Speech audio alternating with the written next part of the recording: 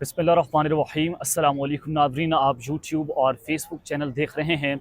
मैं राना उज़ैर हूँ। 30 जून 2025 सोमवार का दिन कुछ अहम तरीन ख़बरें लेकर आपकी खिदमत में हाजिर हुआ हूँ कि जिस तरह से भारत ने अपनी प्रॉक्सीज़ के ज़रिए पाकिस्तान पर हमले करना शुरू कर दिए हैं, पाकिस्तान की अफवाज जो है उन पर अटैक्स किए जा रहे हैं और जिस तरह से जनूबी वज़ीरिस्तान में हमारी बहादुर फ़ौज के 13 जवानों को शहीद कर दिया गया।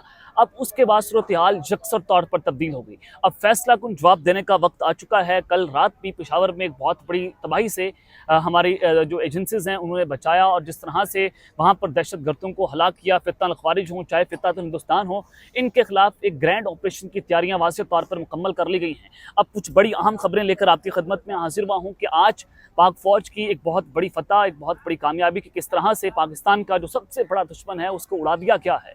और आज का जो ऑपरेशन है वो बहुत इंपॉर्टेंट है कि भारतीय शहर हैदराबाद जो है वो भी आज धमाकों से गूंज उठा है। उस हवाले से तमाम डिटेल्स, तमाम तफसीलात जो है वो मैंने आपके सामने आज के इस व्लॉग में रखनी है कि किस तरह से भारत ने एक नई आग भड़का कर रख दी है। और अब दूसरी जानिब जो घर में घुसकर दहशत गर्दों को अब मारने का सिलसिला शुरू हो चुका है कि जो अफगानिस्तान की सरजमीन पाकिस्तान के खिलाफ इस्तेमाल की जा रही थी, आज पाकिस्तान की फौज ने, इंटेलिजेंस एजेंसीज ने जो ऑपरेशन किया है वो तारीख का सबसे बड़ा और सबसे घिनौना ऑपरेशन है। ये तमाम डिटेल्स आपको बताई जाएंगी, लेकिन आगे बढ़ने से पहले आप सबसे दरख्वास्त कि चैनल को जरूर सब्सक्राइब कर लें, बेल आइकन को दबा दें।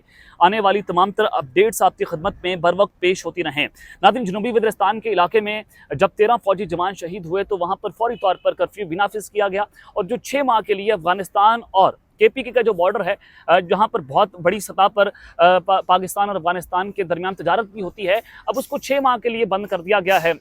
और फिर वहाँ पर कर्फ्यू नाफिज किया गया। सुबह 6 से लेकर शाम 5-7 बजे तक जो है वो वहाँ पर कर्फ्यू रहेगा और लोगों की आमदोरफ्त जो है वहाँ पर रोकी जा रही है ताकि दहशत गर्दों का चुन चुन कर सफाया किया जाए। फित्ना खारिज और फित्नातुल हिंदुस्तान जिनको भारत गैर फाइनेंसिंग करता है या जिनको भारत प्रॉक्सीज के तौर पर इस्तेमाल करता है, अब उनके अंजाम का वक्त आ चुका है। अगर यूँ कहूँ कि दर्दनाक अंजाम का वक्त आया है तो कहना गलत नहीं होगा। तो अब पाक फौज ने जो बड़ी फतह हासिल की है और एक बहुत बड़ा दुश्मन जो है उसको उड़ा दिया है, तो वो क्या खबर है जनाब? अफगानिस्तान, अब चूंकि मैंने बताया कि अफगानिस्तान की सरजमीन जो है पाकिस्तान के खिलाफ इस्तेमाल हो रही है और पाकिस्तान ने बारहा अफगानिस्तान की गवर्नमेंट से मुतालबा किया कि आप अपनी सरजमीन को पाकिस्तान के खिलाफ इस्तेमाल करने से रोकें। अब अफगानिस्तान का जो सूबा कंधार है वहाँ पर नामालूम मुसल्लह अफराद की तरफ से फायरिंग की गई और TTP का जो अहम कमांडर है उसको हलाक कर दिया गया है। कंधार वहाँ से फायरिंग हो रही थी, बॉर्डर पार से फायरिंग हो रही थी और अब वहाँ पर जो TTP का सबसे बड़ा कमांडर था, अहम तरीन कमांडर था, उसको आज हलाक किया है।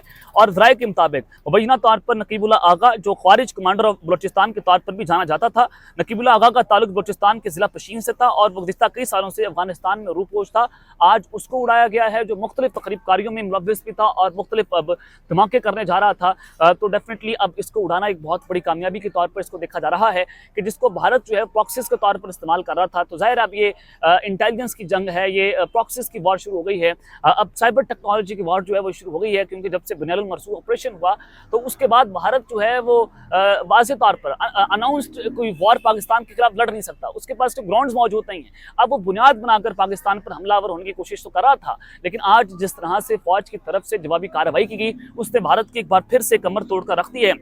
और वहीं पर जो BLF है, जो बलूचिस्तान लिबरेशन फ्रंट है, उनकी तरफ से फिर एक दावा किया गया और अभी तक इसकी तस्दीक या तरदीद नहीं हुई, लेकिन दावा उनका यह है कि 3 Pakistani soldiers killed in BLF इन बलूचिस्तान, यानी कि 3 जो फौजी जवान हैं मुबैना तौर पर BLF जो ये दावा कर रहा है कि वो शहीद हुए हैं। अब आप अंदाज़ा करें कि किस लेवल पर जाकर टेररिज्म जो है फैलाई जा रही है और भारत इनकी सरपरस्ती कर रहा है। और फिर ये Balochistan liberation front has claim responsibility for an farm against Pakistan military forces in the Pasni area of Gwadar district resulting in the death of 3 soldiers. ये बलूचिस्तान लिबरेशन फ्रंट की तरफ से दावा किया गया और आप जानते हैं कि बलूचिस्तान में किस तरह से भारत जो है वो इसको डिस्टेबलाइज करने की कोशिशें कर रहा है, क्योंकि जब से फील्ड मार्शल जो है वो अमेरिका गए, उनकी वहाँ पर मुलाकात थी, डोनाल्ड ट्रंप ने जिस तरह से उनको वहाँ पर उनको प्रोटोकॉल दिया और फिर अमेरिका वाज़ेह तौर पर पाकिस्तान के अंदर आकर जो है वो अपनी इन्वेस्टमेंट करना चाहता है। और जो मिनरल्स एंड माइंस जो हैं वहाँ पर भी एक जो कॉन्फ्रेंस हुई, 2 रोज़ा कॉन्फ्रेंस, अमेरिकी वफ्द पाकिस्तान आया, तो भारत ये चाहता है कि उस खत्ते को डिस्टेबलाइज किया जाए ताकि जो अमेरिकी सरमायाकारी है उसको रोका जा सके। तो अब उस पूरी सिचुएशन में वहाँ पर ऑपरेशन शुरू कर दिए गए हैं। अब आम तरीन कमांडर्स जो हैं वो सूबा कंधार अफगानिस्तान के जो हैं वहाँ से भी मारे गए हैं और बलूचिस्तान के अंदर भी अब ऑपरेशन वाज़ेह तौर पर जनाब शुरू कर दिया गया है। अब जो भारतीय शहर की खबर आपको देना चाहता था कि हैदराबाद में जो धमाका हुआ है, ज़रा आप उसकी खबर सुन लें कि भारतीय रियासत तेलंगाना की केमिकल फैक्ट्री में धमाका हुआ है और वहाँ पर 10 अफराद जो हैं वो हलाक हो गए हैं। और भारतीय मीडिया के मुताबिक धमाका रियासत तेलंगाना के ज़िला संगारेड्डी के सनती इलाके में वाक़ केमिकल फैक्ट्री में हुआ और रिपोर्ट के मुताबिक धमाके से 10 अफराद हलाक हुए जबकि 26 अफराद जख्मी हुए हैं, जिन्हें अस्पताल मुंतकिल किया गया है। जबकि जख्मियों से कुछ की हालत जो है वो तशवीशनाक बताई जा रही है। और भारतीय मीडिया इसको रिपोर्ट करता है कि धमाके के बाद फैक्ट्री के अहाते में भी आग भड़क उठी, जिस पर काबू पाने के लिए रेस्क्यू ऑपरेशन जो है वो जारी है। अब एक तरफ जनाब आप देख रहे हैं कि किस तरह से भारत पाकिस्तान के खिलाफ नई आग भड़का रहा है और एससीओ समिट में इनको मुंह की खानी पड़ी। और एससीओ समिट में जिस तरह से अजीत डोवल की डॉक्ट्रिन जो है वो बेनकाब होगी, वो तबाह बर्बाद हुई। जिस तरह से दुनिया ने पाकिस्तान के मौक़िफ़ को तस्लीम किया, उस पर वफाकी वज़ीर दिफ़ा ख्वाजा आसिफ की जो स्टेटमेंट आई है वो बड़ी इंपॉर्टेंट है। उन्होंने कहा कि भारत अपना गलत और झूठ पर मबनी मौक़िफ़ एक इंतहाई अहम बैनुल अक़वामी फ़ोरम एससीओ में नहीं मनवा सका। उन्होंने कहा कि कोई फ़रीक सिंतास माहिदा मुअत्तल नहीं कर सकता। अब आलमी सालिसी अदालत का भी इस पर फैसला आ गया कि भारत यूनिलेटरली यकतरफा तौर पर सिंतास माहिदा मुअत्तल नहीं कर सकता। ये म्यूचुअली अंडरस्टैंडिंग के ऊपर फैसला होगा और एक मुल्क कभी भी ये यूनिलैटरल फैसला नहीं कर सकता। भारत को वहां पर भी मुंह की खानी पड़ी। और फिर इस पूरी सूरत हाल में ये उन्होंने कहा कि अब भारत हठधर्मी पर उतरा हुआ है, क्योंकि जंग में पाकिस्तान से शिकस्त के बाद मोदी झूठे बयानिए से इज्जत बचाना चाह रहा है। अब आप डॉट से डॉट्स कनेक्ट करें, इनके स्टेटमेंट का अंदाजा करें कि भारत में मोदी जो है अपना काला चेहरा छुपाने के लिए प्रॉक्सीज के जरिए पाकिस्तान पर हमले कर रहा है और वो इसराइल की मदद से पाकिस्तान पर अटैक भी करना चाहता है, जो हामिद मीर साहब ने भी उसका दावा किया। क्योंकि इस वक्त जो जंग है वो फैलती हुई आपको दिखाई दे रही है, क्योंकि अब भारत जिस तरह से एक्टिव हुआ है। और फिर उन्होंने कहा कि मोदी की सियासी जिंदगी के दिन पूरे हो चुके हैं और शंघाई ताउन तंजीम इजलास में माहौल में कोई कशी नहीं थी।